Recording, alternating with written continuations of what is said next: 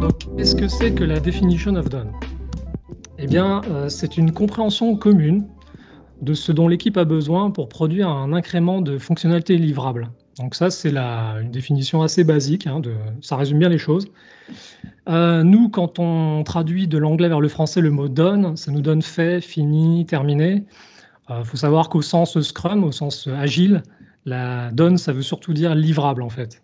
Et ça inclut beaucoup de choses. Donc la definition of done, en gros, elle a trois composantes, hein. J'entends par là pour le développement produit, les systèmes, le software, parce que bon, il y a des definition of done aussi dans d'autres domaines, dans l'industrie, etc. Ça peut servir pour beaucoup de choses. C'est quelque chose de très sensé. Et donc pour nous, eh bien, ça couvre le premier composant, ça va être des besoins business et fonctionnels. Donc c'est vos user stories et vos fonctionnalités standards. C'est très simple.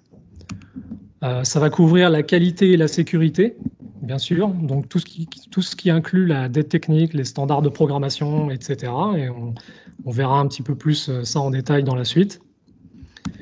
Et aussi les besoins non fonctionnels. Donc ça, j'en avais déjà parlé un petit peu dans un précédent webinaire, parce que parfois c'est un peu mystérieux. Mais bon, c'est tout ce qui n'apporte pas directement de valeur business. Ce sont des attributs qui sont malgré tout très, très intéressants, très souvent réclamés. Donc, par exemple, ça doit être compatible avec des vieux navigateurs comme Explorer 11 ou des vieux Firefox, etc., etc. On peut imaginer beaucoup de choses. Alors, d'autres caractéristiques de la definition of done. Alors, c'est une liste courte. J'insiste là-dessus. C'est pas censé faire 3 km. En fait, plus votre liste va être longue et plus ça va être compliqué de sortir un incrément parce que ça demande beaucoup de travail en plus. Et c'est une liste courte de critères mesurables et testables.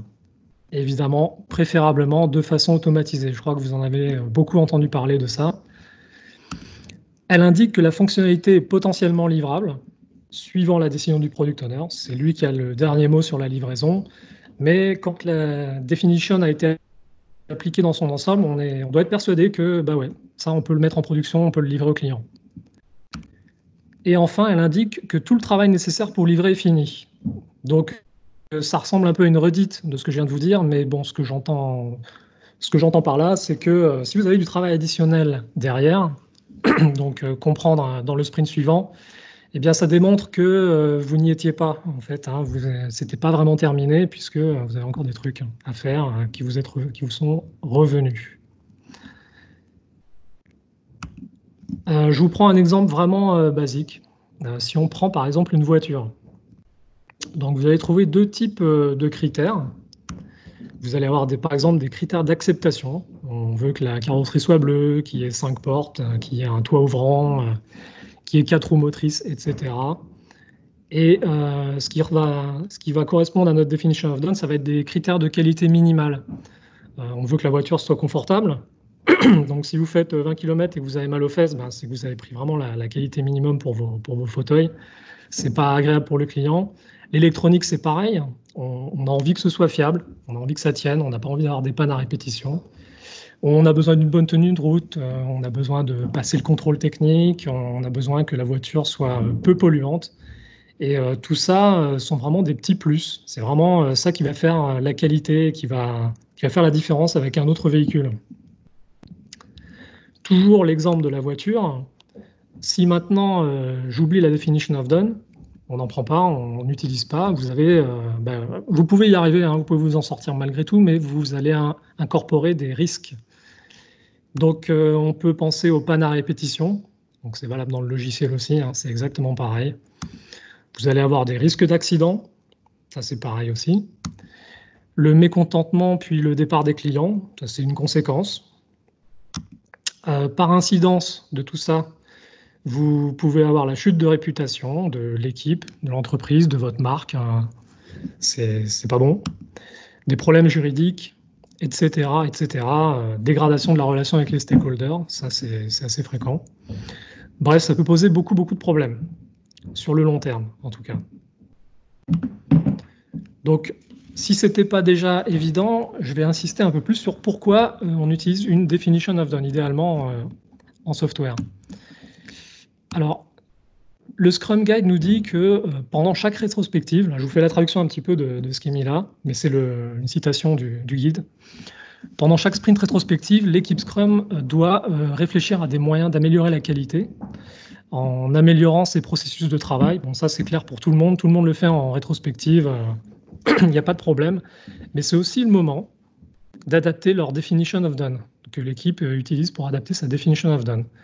Alors, si c'est approprié et que ce n'est pas en conflit avec les standards de l'organisation ou les standards du produit. Ça nous dit quoi tout ça? Ça nous dit que l'équipe de développement est responsable de la qualité.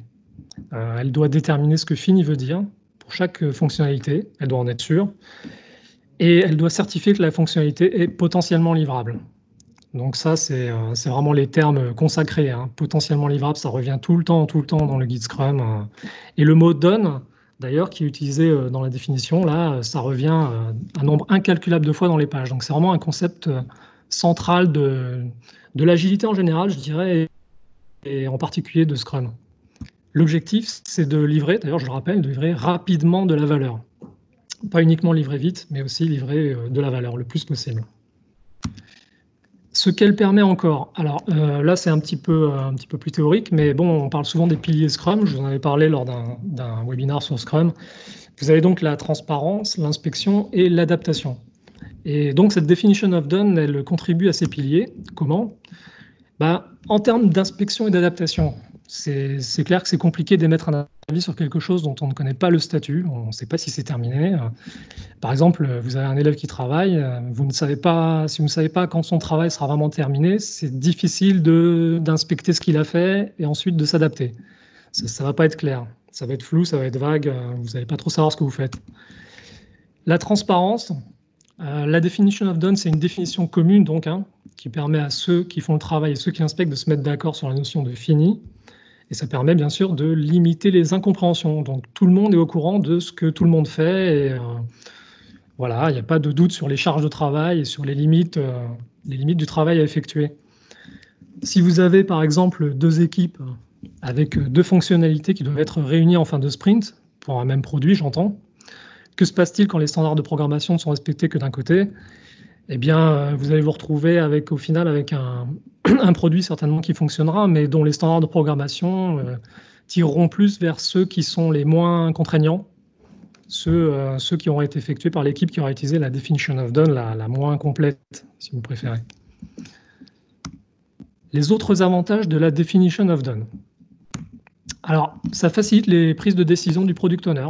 Donc, on revient toujours sur les mêmes raisons, hein. Comment il prévoit mieux les livraisons? Parce qu'il sait exactement ce qu'il livre. Il n'y a pas de doute, en fait, hein. Il sait que ça ne va pas revenir dans le sprint d'après, le perturber, quoi. Elle facilite aussi les prises de décision de l'équipe de développement qui doit choisir ses tickets. Donc, pendant le sprint planning, ça, c'est très simple, hein, très évident aussi. Vous sélectionnez vos tickets en fonction de la charge de travail que vous avez effectuée sur chaque ticket, sur chaque user story. Et donc, si vous avez par exemple une definition of done assez contraignante, forcément, les tickets, vous allez en prendre moins, puisque vous ne pourrez pas tout faire autant de choses dans le sprint que si vous n'aviez pas appliqué cette definition of done. Ça vous permet aussi de réduire la quantité de bugs, hein, de manière évidente, les défauts, les urgences qui viendraient perturber un sprint. Et par là, j'entends le sprint suivant, parce qu'en général, on ne se rend pas compte de ça dans le sprint en cours, ça arrive après, par surprise, c'est toujours assez désagréable, et tout ce qui n'est pas prévu perturbe le travail. Et avec tout ça, la conclusion de tout ça, c'est que vous avez gagné du temps, tout simplement. Alors, une petite question. À quel niveau se situe la definition of done? Est-ce qu'elle est au niveau du produit, du sprint ou de la user story? Eh bien, la definition of done se situe toujours au niveau du produit de l'incrément, qui est lui-même directement connecté au marché. Et elle n'est pas spécifique à un sprint en particulier ou à un certain type de user story. Si plusieurs équipes travaillent sur le même produit, elles doivent définir une definition of done produit commune. Donc, ce qu'il faut savoir, c'est que Scrum autorise différentes équipes à avoir différentes definitions of done, même si elles travaillent sur le même produit. Ça, il faut le savoir. Mais comme je viens de vous le mettre dans ce point-là, à la fin, au final, quand ils vont rassembler les morceaux de code pour fournir le produit final à la fin du sprint, ils doivent se mettre d'accord sur une definition of done commune. Ce qui fait du sens, hein. C'est logique. Alors, la definition of done, qui l'établit? Donc, on l'a un petit peu vu, mais je vais le détailler rapidement. Eh bien, c'est l'équipe de développement en particulier qui en a la responsabilité. Alors, je dis bien, elle en a la responsabilité, mais le product owner peut intervenir, il n'y a pas de problème, il a son mot à dire. Et alors, pourquoi en particulier l'équipe de développement? Parce qu'on a besoin pour faire ça, évidemment, d'expertise variée, hein. Vous avez besoin de programmeurs, vous avez besoin des testeurs, des spécialistes en sécurité.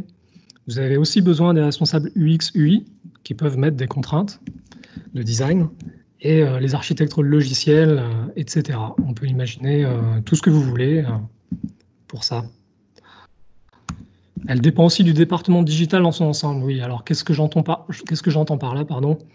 C'est que, admettons que vous soyez dans une entreprise qui a déjà des standards de développement, vous formez une équipe Scrum, cette équipe Scrum va devoir s'adapter aux standards et aux conventions qui existent déjà.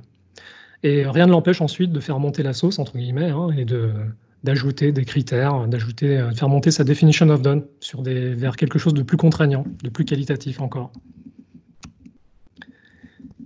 Que mettre dans la definition of done? Alors moi-même, je ne suis pas programmeur, je ne suis plus programmeur aujourd'hui, donc je ne m'érige pas en tant que grand spécialiste de ces choses-là, mais je vais vous donner quand même quelques exemples généraux. Je pense que ça vous parlera.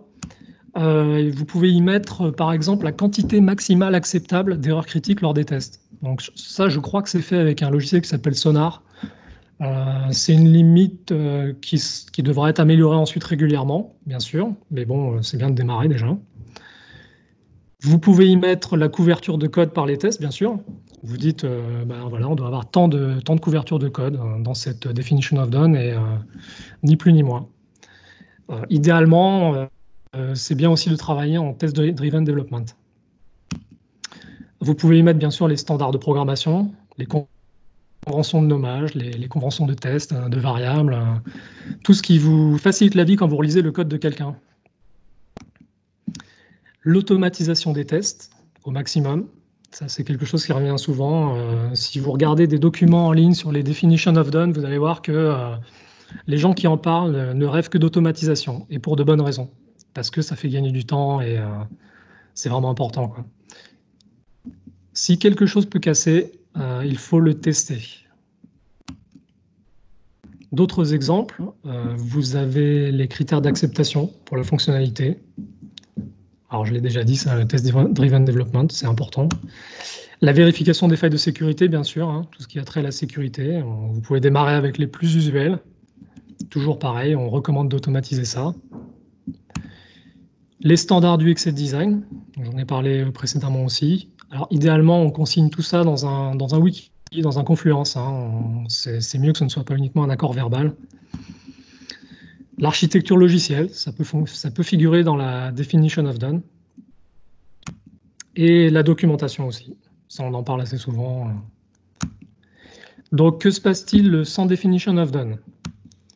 Eh bien, vous perdez de la transparence, ça c'est clair, concernant l'état du produit. On ne sait pas trop si c'est livrable, on se pose des questions. Vous avez un impact sur les estimations qui deviennent de moins en moins réalistes, forcément, parce qu'on estime des choses qu'on ne connaît pas bien. Vous pouvez avoir un impact sur la quantité de travail prévue lors du sprint, qui va être du coup erronée, hein. Par exemple, les développeurs vont sélectionner une quantité de tickets supérieure à ce qu'ils pourraient vraiment faire. Ça complique les choses. Ou alors le PO aussi comprend plus difficilement les avancées sur le produit. Parce que bon, on a sorti des fonctionnalités, mais bon, la qualité n'est pas vraiment au rendez-vous, donc finalement, ça demande des allers-retours. Et bon, est-ce qu'on avance vraiment? Telle est la question dans ces cas-là. L'inspection et l'adaptation sont faussées, ce que je vous disais tout à l'heure. Alors ça se produit pendant ça va se produire pendant la revue de sprint, hein, où finalement on ne saura pas trop de quoi on parle. Une definition of done basique. Alors bon, il peut y en avoir, vous pouvez faire n'importe quoi comme definition of done basique. Moi, je vais vous donner un exemple.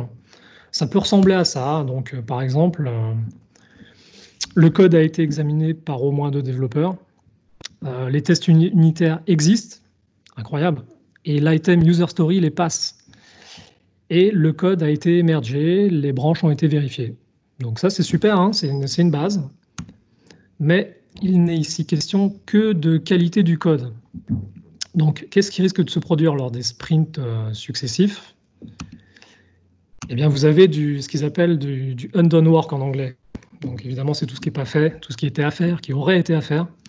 Par exemple, il manque un élément essentiel qui avait été promis aux stakeholders dans la fonctionnalité, et on doit le rajouter lors du sprint suivant, alors que ce n'était pas prévu. En testant la fonctionnalité, un utilisateur découvre un bug important qui demande une réparation urgente dans le sprint suivant. L'intégration du code fait par une autre équipe pour le même produit échoue. Donc là, vous avez des problèmes de merging, de mise en commun du code de plusieurs équipes. La fonctionnalité ne s'adapte pas aux appareils mobiles, par exemple. La correction est nécessaire de la même manière lors du sprint suivant. Donc ça peut rendre les sprints successifs assez pénibles. La mise en production peut aussi échouer parce qu'il vous manque une dépendance. Vous n'y aviez pas pensé, et c'est bien humain, hein, mais quand vous l'avez dans la definition of done, quand vous avez des critères assez stricts, vous avez tendance à moins oublier ces choses-là. Un scan de sécurité peut révéler une vulnérabilité aux injections SQL. Hein. Alors là, j'ai pris l'exemple le plus basique, mais pareil, c'est un truc qu'on va devoir corriger lors du sprint suivant, une fois de plus. La fonctionnalité peut être sujette à des problèmes de performance sur le réseau. Bah oui, ça c'est inattendu, mais si votre définition prend ça en compte, c'est un problème qui sera vraisemblablement éliminé. La documentation est incomplète, donc j'en ai déjà parlé, et dans ces cas-là, bah, vous perdez du temps, hein. C'est jamais très grave, mais vous perdez du temps. L'équipe va devoir expliquer comment ça fonctionne, pourquoi c'est comme ça, etc. Etc., etc., etc. Je pense que vous auriez beaucoup plus d'exemples que moi à mettre là-dedans. Donc, quand c'est pas tout ce travail qui n'est pas fait, qui aurait dû être fait, il a 4 conséquences principales. Alors, ça vous prend du temps et ça vous prend de l'énergie, surtout aux équipes, hein, de l'énergie évidemment qui pourrait être mieux utilisée. Donc, vous perdez la transparence, hein, ce que je disais dans une slide précédente, le travail non terminé est inconnu pendant le sprint en cours, donc on ne sait pas à quoi s'attendre après. Les équipes se font des illusions. Alors tout le monde travaille dur, hein, ça personne n'en a jamais douté, on le sait. Vous travaillez dur, vous êtes content de vous avez une excellente vélocité, les user stories tombent, tout le monde est content, on se met des claques dans le dos, mais en fin de sprint, l'incrément n'est pas forcément potentiellement livrable. Et qu'est-ce que ça entraîne? Bah, vous avez un risque élevé, vous avez peu de fonctionnalités qui peuvent vraiment être validées. Et tout ça mis ensemble, ça donne quoi? Ça donne une érosion progressive de la confiance accordée à l'équipe Scrum et au framework accessoirement. C'est une des raisons pour lesquelles on peut critiquer le framework, hein, pareil, hein, pourquoi pas, hein, mais il faut savoir que ça, c'est une des choses qui peuvent y contribuer. Un petit schéma récapitulatif de scrum.org où vous voyez, bon, c'est vraiment un résumé basique de ce que je vous ai déjà dit, hein. Vous voyez bien que le risque diminue drastiquement quand vous arrivez à un incrément potentiellement livrable. Tant que vous n'y êtes pas, le risque reste élevé. Le risque d'avoir du travail supplémentaire à effectuer dans la suite et donc d'avoir des emplois du temps perturbés, des plannings perturbés, des roadmaps perturbés, tout ce que n'aiment pas les responsables produits, les product owners, etc. Parce que maximiser la valeur, effectivement, c'est aussi réduire le risque. Donc, quelques indications. Alors, il faut inspecter régulièrement la definition of done. Le moment idéal, c'est la rétrospective, mais sachez que c'est possible à tout moment, vraiment. La consigne du guide Scrum, c'est que l'objectif de sprint ne doit pas être mis en danger. Donc, si vous vous amusez à faire ça en milieu de sprint et que ça perturbe trop le sprint, évidemment, ce n'est pas une bonne idée. Toujours rechercher des moyens de l'améliorer. Ça, c'est noté pareil dans le guide. Mais bon, c'est de l'agilité, hein. On est en amélioration continue. Ça a du sens. La qualité ne peut qu'augmenter d'un incrément à l'autre. Alors, si une definition of done existe déjà, ça je l'ai dit précédemment, effectivement, vous la suivez et vous la faites monter ensuite si vous en avez besoin. Alors, une idée d'atelier, vraiment très basique, très simple, mais qui peut vous aider à démarrer sur une definition of done, C'est les 3 rectangles. Alors ça porte pas ce nom, hein, c'est moi qui l'ai appelé comme ça. Je vais vous mettre la photo, comme ça c'est plus parlant. Donc en gros, vous tracez 3 rectangles imbriqués. Ils portent chacun un nom. Le rectangle central, il s'appelle, alors ils ont mis now, eux ils ont fait ça en anglais. Donc c'est maintenant, ensuite et futur. Ce sont les noms des 3 rectangles. Le déroulé, c'est très simple, hein. Vous faites un brainstorming avec votre équipe. Donc le Scrum Master peut organiser ça par exemple lors d'une rétrospective. Vous faites un brainstorming, vous demandez à l'équipe ce qu'elle souhaite mettre dans sa definition of done et elle pose toutes ses idées sur des post-it en dehors des 3 rectangles. Là, on ne met rien dedans. Et puis, vous commencez par le plus central. Vous posez ensuite comme question, qu'est-ce qu'on va pouvoir créer maintenant? Qu'est-ce qu'on va pouvoir faire maintenant pour la definition of done? C'est-à-dire dans le sprint en cours ou voire dans le sprint qui arrive. Dans Next, dans Ensuite, vous mettez ce que vous pouvez faire ensuite. Alors, dans l'exercice, il sous-entendait au moins, au minimum, dans 2 sprints, mais pas plus tard. Et puis, tout ce qui est dans Futur, là, c'est vraiment hypothétique. C'est des idées auxquelles vous pensez que ce sera vraiment super de le faire, mais ça demande pas mal de temps, d'énergie, voire des outils supplémentaires. Il y a des contraintes, quoi. Et vous n'avez pas forcément le temps de le faire maintenant. Bon, vous le consignez là-dedans, et comme ça, vous pouvez, dans le futur, revenir dessus à l'occasion. En conclusion, l'idée, vraiment, avec la definition of done, c'est de démarrer doucement, mais sûrement. C'est bien de la faire, vraiment. Même s'il n'y a pas grand-chose dedans, franchement, commencez. Ça rend bien des services. La garder dans un wiki Confluence, par souci de transparence, hein, toujours, hein, que tout le monde soit au courant. Et puis, si on vient vous chercher des poux dans la tête, ça peut arriver, hein, qu'on vous demande, tiens, l'incrément, là, il y a un problème, il y a un truc. Et bon, vous sortez votre definition of done. Vous dites, bon, voilà, nous, on a ces critères-là, on a cette sécurité-là, on a ce niveau de qualité-là. Ça vous fait un document à produire, si vous préférez. Alors, si possible, même affichez-la, encore mieux. Pourquoi? Parce que ce genre de choses, la definition of done, ça a beaucoup plus de valeur quand c'est utilisé en tant que contrat explicite. C'est bien d'être formel avec ça. C'est un de ces rares cas où c'est bien d'être formel. C'est mieux qu'un accord verbal où on se dit les choses et puis finalement on oublie, on le fait, on oublie, et voilà. Et enfin, ça, c'était prégnant dans toutes les slides, mais c'est bien de l'automatiser. Alors je sais que c'est pas facile, mais idéalement, c'est bien de l'automatiser. Ça fait gagner du temps au final. Vraiment.